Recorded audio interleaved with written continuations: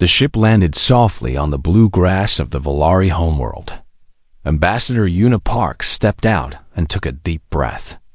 The air smelled like flowers and something sweet she could not name.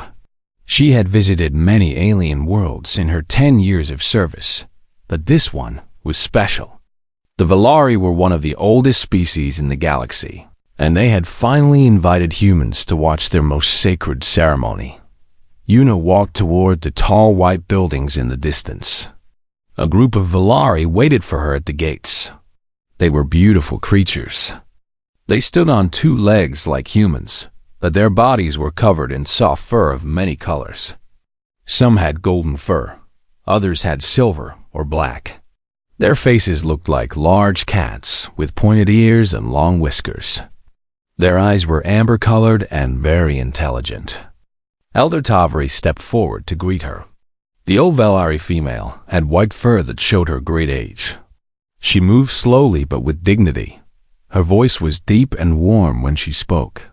"Welcome, Ambassador Park. We are honored by your presence." Una bowed in the human way, then touched her chest and extended her hand in the Valari greeting she had practiced. "The honor is mine, Elder. Thank you for allowing me to witness the Ascension ceremony." Tavri's whiskers twitched. For a moment, something like worry crossed her face. But she quickly hid it and smiled. "Please, come inside. We have prepared rooms for you. You must be tired from your journey." As they walked through the city, Una noticed that something was wrong. The Valari they passed looked stressed. Parents whispered to each other with flat ears. Guards stood tense at every corner. This was supposed to be a time of celebration, but the mood felt heavy and dark. "Is everything all right?" Una asked carefully. Tavri sighed. The sound was long and tired. "I must be honest with you, Ambassador. We are facing a problem, a very big problem." She led Una to a large courtyard. There, sitting on the stone ground with their arms crossed, were 12 young Valari cubs. They were children, maybe 7 or 8 years old in human terms. Their fur was fluffy, and their faces still round with youth. But their expressions were hard and stubborn. Around them stood adult Valari, looking helpless and confused. "These are the cubs who will participate in the Ascension ceremony," Tavri explained. "Or rather, these are the cubs who should participate. They are refusing." "Refusing?" Una was surprised. "Refusing what?" "To wear the ceremonial attire."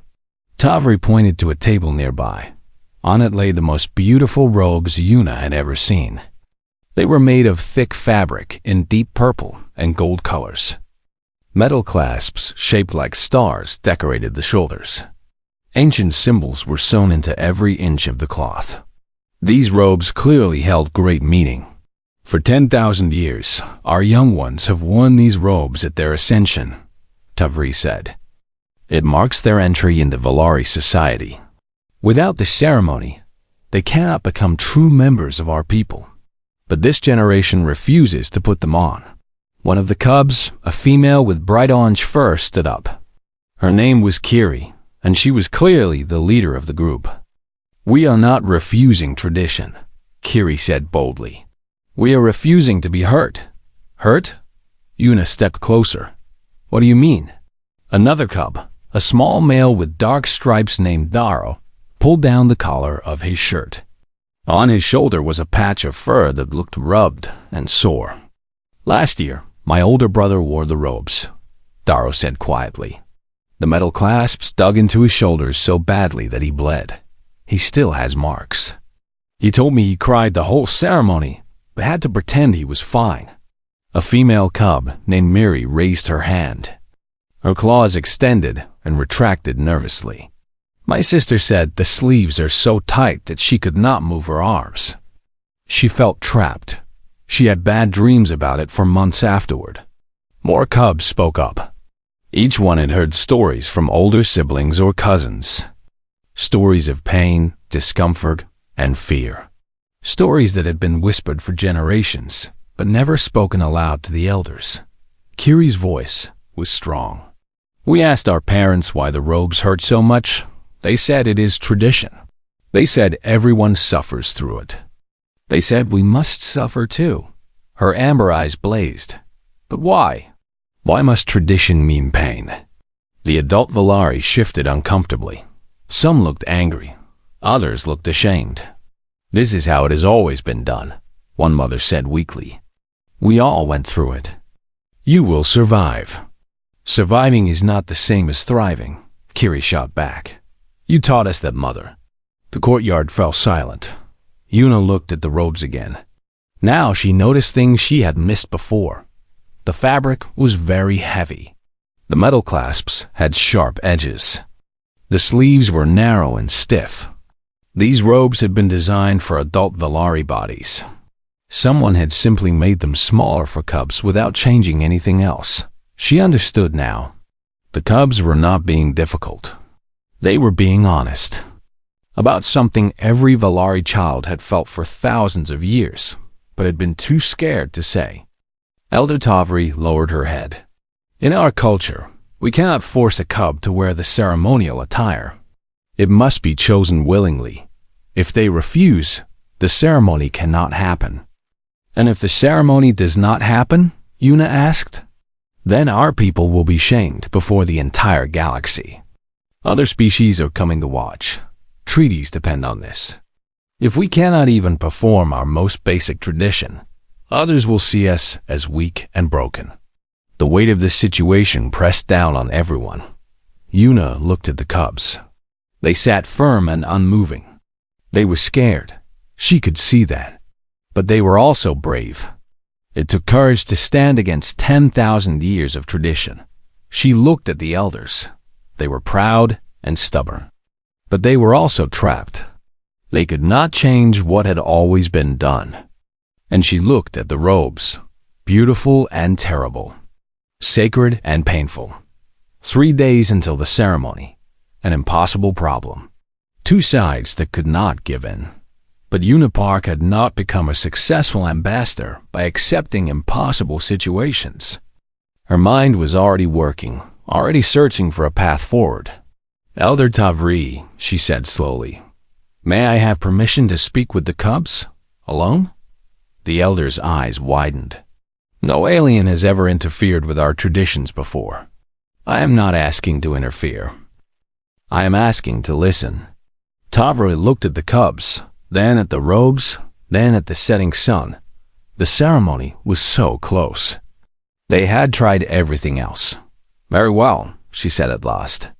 Speak with them. Perhaps human ears will hear what Valari ears have missed. Yuna nodded gratefully and turned toward the 12 young rebels who had just done something no one in their society had done for 10,000 years. They had asked why. The night before the ceremony was warm and full of stars. Yuna sat alone on the balcony of her guest room, looking up at the unfamiliar sky. The Valari homeworld had 3 moons, and tonight all 3 were visible. Their silver light made the whole city glow. She was tired. 2 days of hard work had left her hands sore and her back aching. But it was a good kind of tired. The kind that comes from doing something meaningful. A soft sound made her turn. Kiri stood in the doorway, her orange fur silver in the moonlight. The young cub looked nervous, which was unusual for someone so bold. Can I sit with you? Kiri asked. Of course. Kiri padded over and sat next to Yuna. For a while, they just looked at the stars together in comfortable silence. I cannot sleep, Kiri finally said. Tomorrow is the biggest day of my life, and I am scared. That is normal, Yuna said gently. Important days often feel scary. It is not just the ceremony. Kiri pulled her knees up to her chest and wrapped her arms around them. I am scared that I did something wrong. What if the elders are right? What if I am just weak? What if our ancestors are disappointed in us? Yuna was quiet for a moment, choosing her words carefully. Can I tell you a story? She asked. Kiri nodded, her amber eyes curious. When I was young, about your age, my family had to attend an important event. My grandmother wanted me to wear a hanbok. Do you know what that is? No. It is traditional clothing from Korea, the land where my grandmother was born on Earth. A hanbok is very beautiful. It has a long flowing skirt and a short jacket with long sleeves. The colors are bright and joyful. It is meant to make the wearer feel elegant and proud. Yuna smiled at the memory. But when I put it on, I hated it. The fabric was stiff and uncomfortable. The jacket wrapped around me so tightly that I could not breathe properly. The skirt was so long that I kept tripping. I cried and refused to wear it. Kiri looked surprised. You refused? Like we did? Exactly like you did. I sat in my room with my arms crossed and said I would never wear that stupid dress. I said it was old-fashioned and pointless, and I did not care about tradition. What happened? Yuna's eyes grew soft with love for the woman who had shaped her life. My grandmother did not yell at me. She did not force me. She sat down next to me, just like I'm sitting next to you now. And she asked me to tell her why I was upset. Did you tell her? I did. I told her everything. The stiff fabric, the tight jacket, the long skirt. I told her I felt trapped and uncomfortable and not like myself at all. Yuna looked at Kiri. And do you know what my grandmother said? What? She said I was right. Kiri's eyes went wide. She did?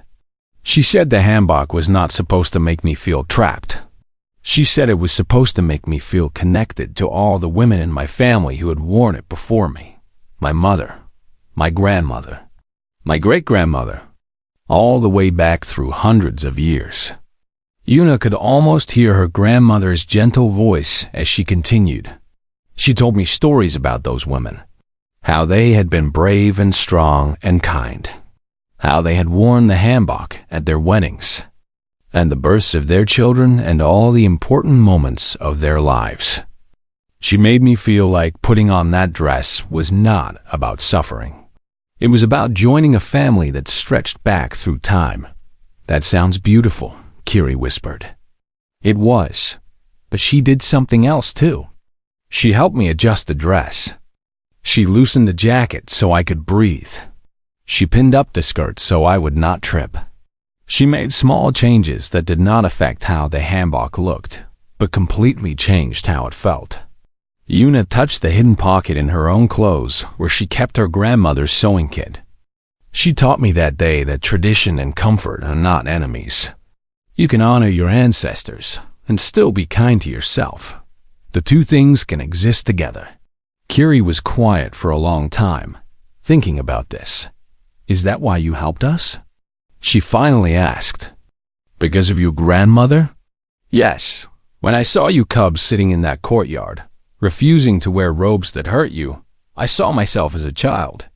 I saw someone brave enough to say that something was wrong, even when everyone around them said it was fine.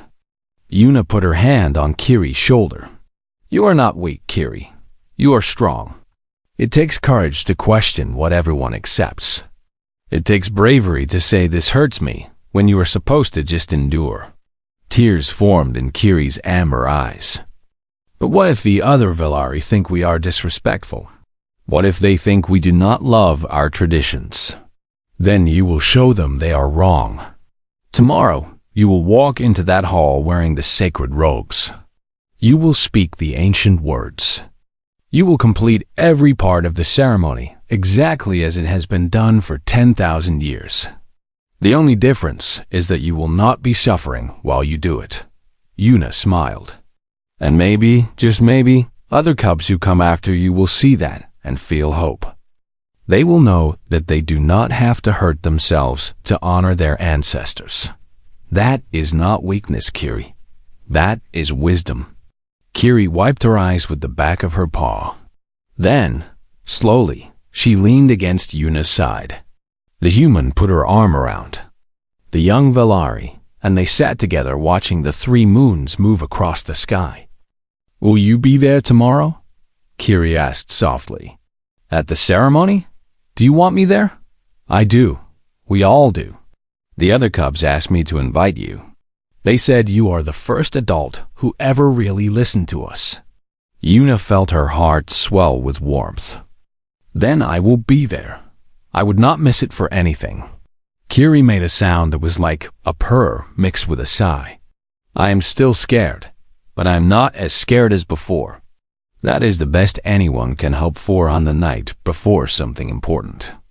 They sat together until Kiri's eyes began to close. Yuna gently woke her and walked her back to her own room. At the door, the young cub turned back. "Thank you," Kiri said, "for everything. Thank you for trusting me." Kiri smiled, then disappeared inside. Yuna returned to her own room but did not sleep for a long time. She lay in bed thinking about her grandmother, about tradition, about how the smallest acts of kindness could travel across stars and species and generations. Tomorrow would be a big day. Tomorrow would change things. Tomorrow, 12 young cubs would prove that honoring the past did not mean suffering in the present, and Yuna would be there to watch them do it. The adults left the courtyard slowly. Some looked back with worried faces. Others shook their heads like they had already given up hope. Elder Tavri was the last to go. She stopped at the door and looked at Yuna with tired eyes. "Please," she said softly, "help them understand."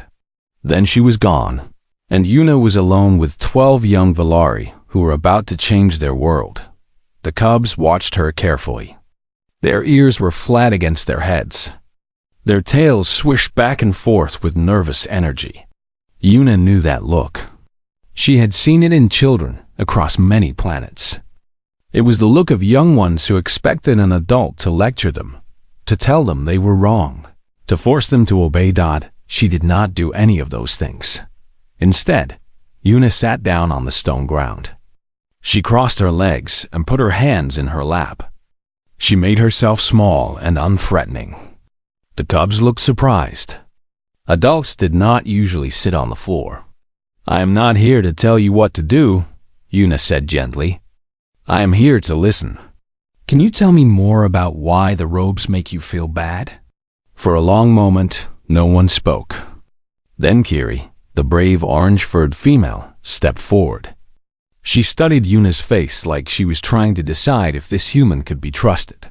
"You really want to know?" Kiri asked. "I really do." Kiri looked at her friends. They nodded slowly. Then she walked to the table where the ceremonial robes lay and picked one up. She held it like it was both precious and poisonous. "This robe weighs almost as much as I do," Kiri said. "When I put it on, I cannot walk properly. I have to shuffle my feet like an old person. How am I supposed to feel proud when I can barely move?" Daro came forward next. The small male with dark stripes pointed to the metal clasps. "See these? They look beautiful, but they have sharp edges inside. When you wear the robe, they press into your shoulders. If you move wrong, they cut you." Miri joined them. She was a quiet female with silver fur and gentle eyes. She picked up a sleeve and showed Yuna how narrow it was. "Our arms have to bend a certain way to fit inside. And once they are in, we cannot extend our claws. For Valari, not being able to use our claws is like losing part of ourselves. We feel helpless." One by one, the other cubs came forward. Each one showed Yuna a different problem with the robes. The collar was too high and rubbed against their necks. The belt was too stiff and dug into their stomachs. The fabric did not breathe, so they got very hot and sweaty. "We are not saying the robes are ugly," a cub named Hana said. She had white fur with black spots. "We think they are beautiful. We want to wear them. We want to be part of our tradition. We want to be part of our tradition, but not like this. Not if it means hurting ourselves." Yuna listened to every word. She did not interrupt. She did not argue. She just listened with her whole heart. When they were done, she nodded slowly. "I understand now. You are not against the ceremony. You are against the pain." "Yes," Kiri said with relief. "That is exactly it. But the adults do not hear us. They say we are weak, They say they suffered too, and it made them strong. They say tradition is tradition and cannot be changed. They are not wrong about tradition being important, Una said carefully. But they might be wrong about what tradition really means. The cubs looked confused. What do you mean? Darrow asked. Una thought for a moment. Then she spoke slowly so they could follow her words. On my world, we have many traditions. Some are thousands of years old, just like yours. But here's something I have learned. Traditions are not about the objects. They are about the meaning behind the objects. She pointed to the robes. What is the meaning of these robes? Why do your people wear them? Miri answered first. They represent our entry into society. When we wear them, we show that we are ready to be responsible members of our people. Good. And what else? Hannah spoke up. The colors represent our history. The purple is for the first queen who united our tribes. The gold is for the stars that guided our ancestors. The symbols sewn into the fabric are ancient words, Kiri added. They are blessings from those who came before us. Una smiled. So the meaning of the robes is about connection. Connection to your history, your ancestors, and your community. Is that right? The cubs nodded. Now tell me, Una continued, does that meaning require pain? Do you have to suffer to feel connected to your ancestors? The cubs were quiet. This was a new way of thinking for them. Our elders say suffering makes us strong, Darrow said, but his voice was uncertain. Some suffering can teach us things, Una agreed. But not all suffering is good. There is a difference between a challenge that helps us grow and pain that only hurts us. She looked at each cub in turn. Your ancestors designed these robes thousands of years ago. They made them for the bodies they had then. But bodies change. Times change. Maybe your ancestors never meant for the robes to hurt. Maybe the pain happened slowly over many years as the design stopped fitting properly. Kiri's eyes grew wide. You mean the robes were not always like this? I do not know for certain. But I think it is possible. And I think your ancestors would be sad to know that their beautiful tradition has become something that hurts their children. The sun was setting now. Orange light filled the courtyard. The robes on the table seemed to glow with golden fire. What do we do? Miri asked softly. The elders will not listen to us.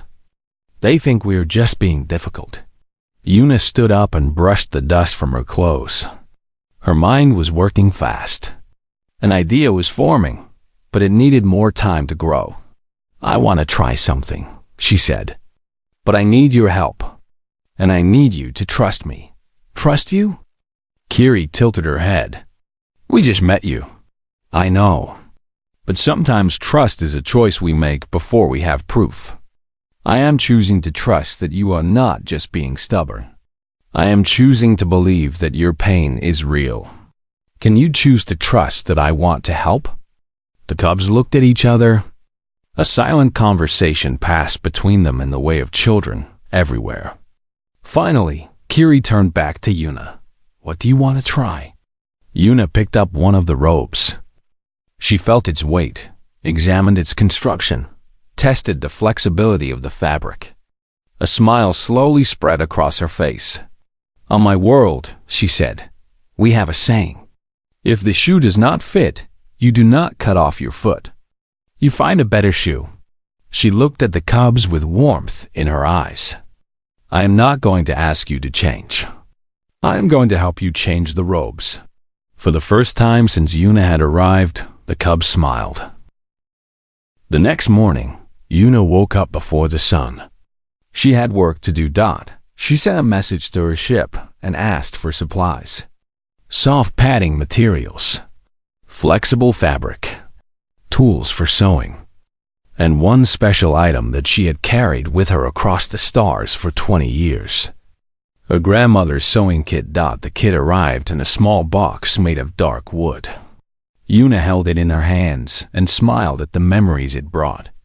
Her grandmother, a small woman with silver hair and kind eyes, had taught her to sew when she was just 7 years old. In Korea, her family's homeland on Earth, clothes were important. They told stories. They carried history. And they were meant to fit the person wearing them. Clothes should serve you, her grandmother had always said.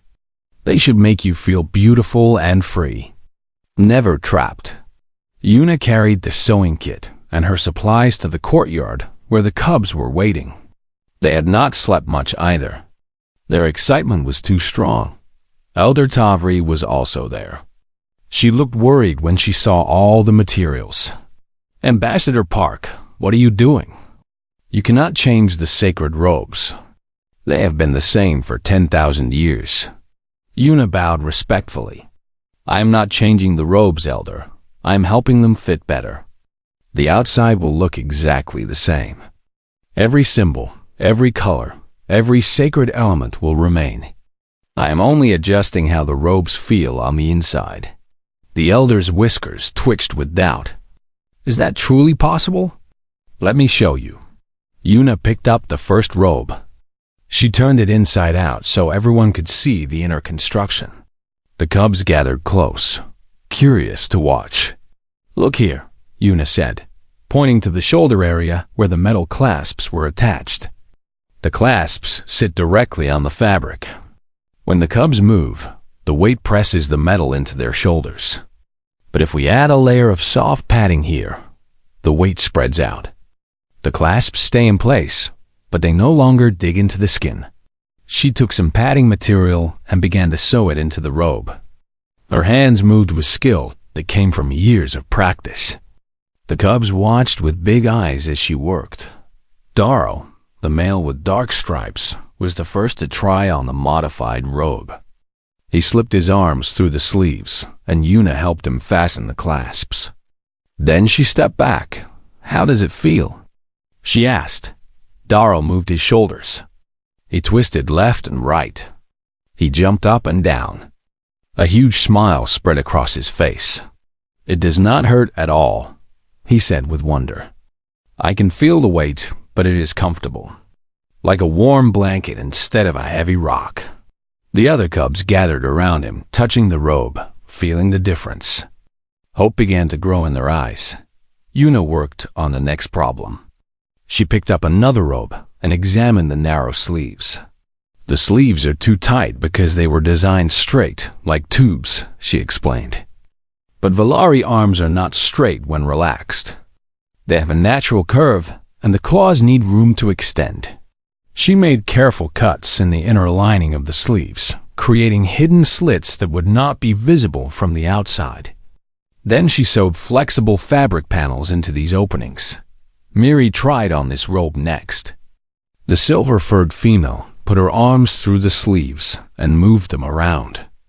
Then, with a look of concentration, she extended her claws. Her claws came out through the hidden slits perfectly. From the outside, the sleeves looked unchanged. But Miri could now move freely. "I do not feel trapped anymore," Miri whispered. Tears formed in her gentle eyes. "I feel like myself." Kiri stepped forward. The brave leader had been watching everything with careful attention. "What about the weight? What about how heavy the robes are?" Yuna nodded. "That is the biggest problem. The outer fabric is very heavy, and we cannot change it because it holds all the sacred symbols. But we can change the inner lining." She showed them the thick inner fabric of the robes. "This material is dense and adds a lot of weight, but it does not serve any purpose except tradition. If we replace it with lighter fabric that looks the same but weighs less, the robes will feel much easier to wear." This was the most difficult change. Yuna had to remove the old inner lining carefully without damaging the outer fabric. Then she had to cut new lining from lighter material and sew it in place perfectly. She worked for hours. The cubs helped where they could, holding fabric, passing tools, learning as they watched. Elder Tavri sat nearby, still unsure, but no longer trying to stop them. By afternoon, Kiri's robe was ready. The orange-furred female put it on slowly, almost afraid to hope. The rope settled on her shoulders. She took a step, then another. Then she walked across the entire courtyard with her head high and her tail raised with pride. "It is still heavy," Kiri said, her voice shaking with emotion. "But it is a good kind of heavy now. I feel important, not burdened. I feel like I'm carrying my history, not being crushed by it." The other cubs cheered. Even some of the adult Velari who had gathered to watch began to smile. But Yuna was not finished. She had one more idea. "The robes look the same from the outside," she said. "No one will know they have been changed. But you will know. And I think that is not quite right." She reached into her grandmother's sewing kit and pulled out a small spool of thread. It was pale pink, almost white, barely visible against most fabrics.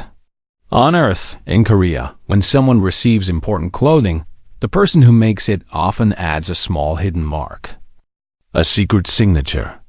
It shows that someone cared enough to make this garment special for one person. She looked at the cubs. "I would like to add a small mark to each of your robes. Something no one else will see unless they look very closely. A reminder that you were brave enough to ask for change, and that someone heard you." One by one, the cubs brought their robes to Yuna. On each one, she sewed a tiny symbol on the inside collar. It was a simple shape that combined a Velari claw mark with a human handprint. Two species, working together. As the sun set on the second day, 12 modified robes lay finished in the courtyard. They looked exactly like they had always looked, but they felt completely different. Elder Tavri examined each robe carefully. She could find no visible changes to the sacred elements. All the symbols remained. All the colors were correct. The tradition was preserved. "You have done something remarkable," the elder said to Yuna. "You have changed everything without changing anything." Yuna smiled and put away her grandmother's sewing kit. "I just listened to your cubs. They told me what they needed. I only helped them find a way to have it." Tomorrow was the ceremony. Tomorrow the galaxy would watch. Tomorrow these 12 young Velari would walk into their future. And for the first time in 10,000 years, they would do it without pain. The Ascension Hall was the largest building Yuna had ever seen. Its walls rose so high that clouds drifted past the windows. The ceiling was painted with scenes from Velari history stretching back thousands of years. Golden light poured in from every direction, making the whole space glow like the inside of a star. Thousands of Velari filled the seats. Their fur shimmered in every color imaginable. Old ones with white whiskers sat next to young ones with bright, curious eyes. Families pressed together, parents holding children, grandparents holding memories of ceremonies past. But Velari were not the only ones watching. Ambassadors from dozens of species had come to witness this ancient tradition. Yuna saw tall beings with blue skin and short beings with scales. Some floated in special chairs because their bodies could not handle Velari gravity. Others wore translation devices that turned Velari speech into their own languages. This ceremony was important to more than just one species. It was a symbol of stability in a galaxy that often felt chaotic and uncertain. Yuna found her seat near the front. Elder Tavri had insisted she sit with the honored guests. "You have earned this place," the old Velari had said that morning with something like affection in her voice. A deep sound filled the hall. It was made by a huge drum that sat at the center of the stage. The ceremony was beginning. Elder Tavri walked forward to address the crowd. Her white fur seemed to glow under the lights. Her voice was strong, despite her age. "For 10,000 years, we have gathered to witness our young ones take their first step into society.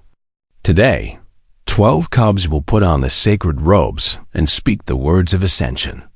They will join the unbroken chain of Velari who came before them." She paused. Her eyes found Yuna in the crowd. "This year, something is different. These cubs showed us something we had forgotten. They reminded us that tradition is a gift we pass down, not a burden we force upon our children. Murmurs rippled through the crowd. Some Valari looked confused. Others looked interested. A human helped us remember, Tavri continued. She listened when we did not. She understood when we could not. And she showed us that honoring the past does not mean hurting our future. The elder stepped aside. Let the ascension begin. The lights in the hall dimmed. Only the stage remained bright. A door at the back opened slowly, and the cubs walked in. 12 young Valari moved forward in a single line. They wore the sacred robes that had not changed in 10,000 years. The purple fabric glowed deep and rich. The golden symbols caught the light. The metal clasps shone like captured stars, but something was different. Something that made the entire hall go silent. The cubs were not shuffling. They were not struggling. They were not wincing with pain. They were walking tall. Kiri led them with her head high and her tail raised. Her orange fur blazed against the purple robe. She moved with grace and pride, each step confident and sure. Behind her, Dara walked steadily, his shoulders relaxed instead of hunched against pain. Mary glided forward with her arms comfortable at her sides, her claws occasionally extending through hidden slits. One by one, the cubs crossed the stage. They moved like young royalty claiming their birthright. They looked like they belonged in those robes instead of being trapped by them. Una felt tears forming in her eyes.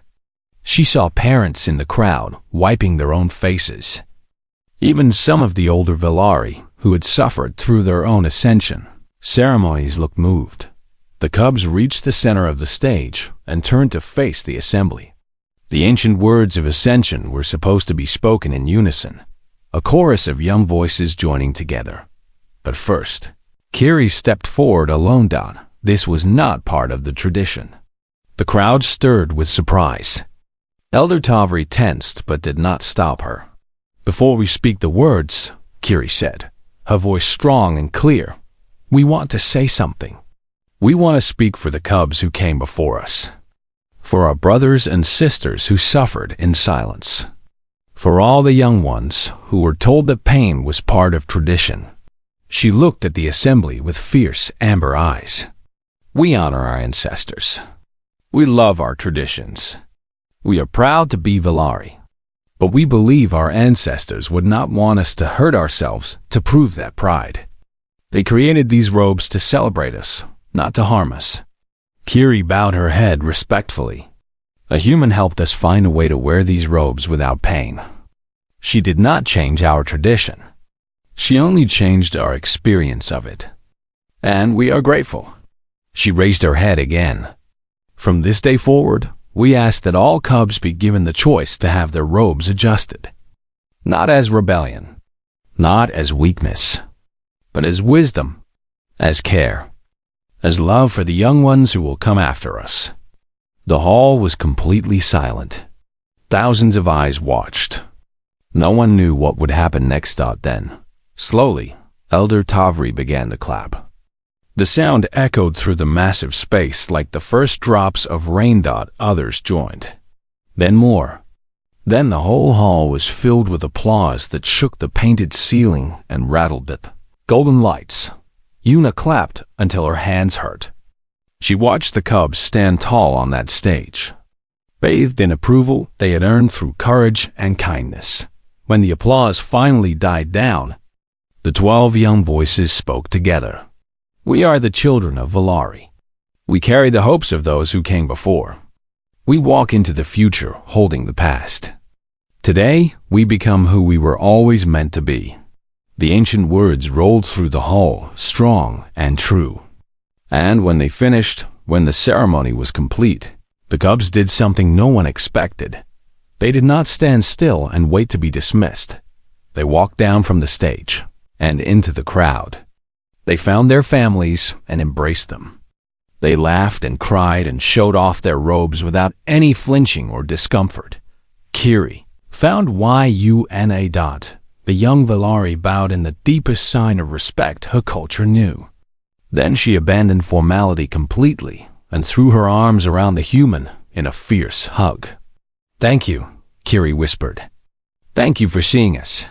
Yuna hugged her back. "Thank you for being brave enough to be seen."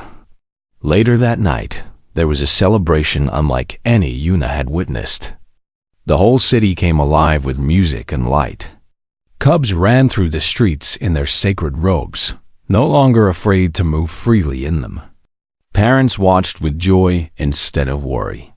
And everywhere Yuna went, Valari pressed forward to thank her. Elder Tavri found her standing alone on a balcony, watching the festivities. "You have changed us," the old Valari said. "In a good way." "The Cubs changed you," Yuna replied. "I just helped them find their voice." Tavri was quiet for a moment. Then she reached into her robe and pulled out a small object. It was a carved stone in the shape of a claw, ancient and precious. "This is given to those who have served the Valari people with honor. We call it the Mark of the Keeper. It means you are part of our family now, always." Yuna accepted the gift with trembling hands. "I do not know what to say. Say you will come back. Say you will visit the Cubs as they grow. Say you will remind us to listen when we forget." "I will. I promise." The old Valari smiled, showing teeth that had grown dull with age but still held strength. "Then go enjoy the celebration, Keeper Yuna. You have earned it." Yuna walked back into the lights and music. She found the Cubs and danced with them under the 3 moons. She ate strange foods and learned new songs and laughed until her stomach hurt. And when she finally returned to her ship 2 days later, she carried more than just the Mark of the Keeper. She carried the knowledge that sometimes the most powerful thing in the universe was not a weapon or a technology or a great discovery. Sometimes it was just listening to someone who needed to be heard. Sometimes it was helping them stand tall.